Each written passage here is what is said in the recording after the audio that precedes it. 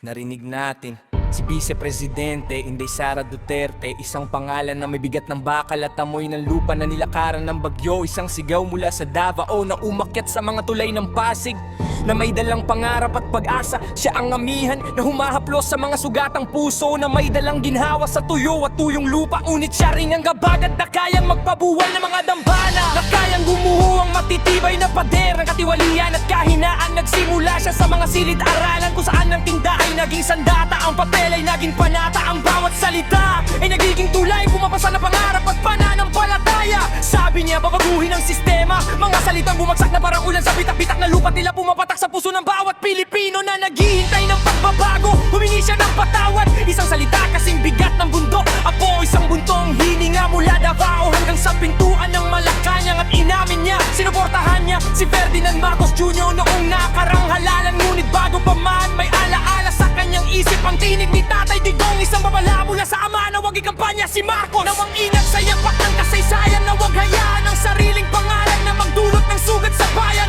Ngunit ngayon sa desisyong tatakbo siya sa 28, ang puso ng bansa ay muling tumibok. Ang mga pangarap na matagal na natigil ay muling lumipad. Ang mga sugat ng puso ay nagsimulang gumaling, ang pag-asa ay bumalik at ang bawat sulok ng bayan ay tila muling sumigla. Handang harapin ng bukas na may tapang, may dangal at may panibagong simula. Hindi na lang basta patawad, ito ay panata, ito ay lakas, ito ay pangakong maglilingkod at tatapusin ang mga pagkukulang. Ako, Kuya Jay, ang magsasabi nito sa inyo. Si Vice Presidente Sara Duterte ay humihingi ng kapatawaran at handang lumaban para sa kinabukasan ng Pilipinas. Hindi bilang anino ng nakaraan, hindi bilang apelido o alaala, kundi bilang unos na handang itama ang mali, na handang maging tanglaw sa madilim na gabi, na handang maging ulan sa tuyong lupa, na handang itaas ang bawat bumagsak na pangarap.